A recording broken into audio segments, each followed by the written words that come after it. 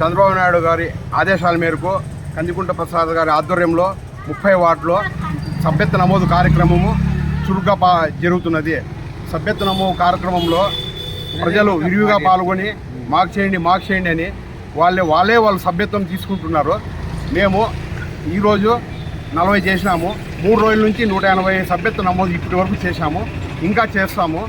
ఈ ప్రభుత్వము వచ్చినప్పటి నుంచి ప్రభుత్వ కార్యకలాపాలకు చంద్రబాబు నాయుడు గారు చేస్తున్న అభివృద్ధి కార్యక్రమాలు గమనించి ప్రతి ఒక్కరూ సభ్యత్వ నమోదుకు ముందుగా హాజరవుతున్నారు. ఇదే విధంగా మేము ఇంకా కొన్ని చేస్తామని తెలియజేస్తున్నాము.